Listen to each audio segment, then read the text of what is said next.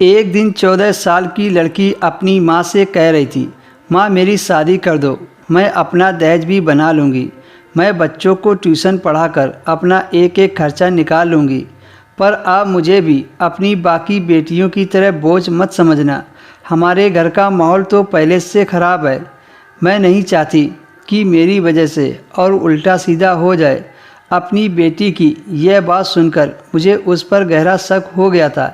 मेरी बेटी इतनी सी उम्र में शादी की बात कर रही थी। उसके व्यवहार में कोई झिझक या शर्म नहीं थी। वह बड़े ही बेबाक अंदाज में यह बात कर रही थी। मैं अगले दिन बहुत परेशान हुई।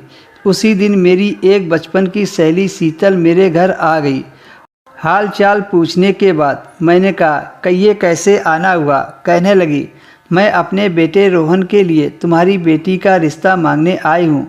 मैंने कहा, तुम होश में तो हो? तुम्हारा बेटा किस कदर गंदे काम करता है और तुम चाहती हो कि मैं अपनी बेटी की शादी रोहन से कर दूं। अपनी सहेली के बारे में आपको बता दूं, उसने जब शादी की थी तो वह ऐसे घर में ब्याह कर गई थी जिनका नाच गाने का काम था। मेरी सहेली ने कहा कि अब मेरा पति मेरे खातिर यह काम छोड़ देगा। शादी के कुछ दिन बाद पता चला कि शीतल के पति ने फिर से यह काम करना शुरू कर दिया है और अब तो शीतल को भी अपने काम में लगा लिया है। यह सुनकर हमें बहुत तकलीफ़ हुई थी।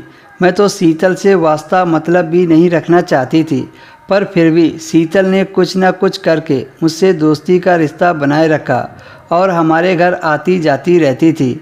और अब अपने बेटे रोहन का रिश्ता मेरी बेटी के लिए लेकर आई थी। मुझे बहुत अजीब सा लग रहा था। इससे पहले शीतल की कभी हिम्मत नहीं हुई थी कि वह हमारे घर का रिश्ता मांगे, पर आज वह किस वजह से मेरे घर पर खड़ी थी और मुझे ललकार कर मेरी बेटी का रिश्ता मांग रही थी। मैंने पूछा, तुम यह सब क्यों कह रही हो?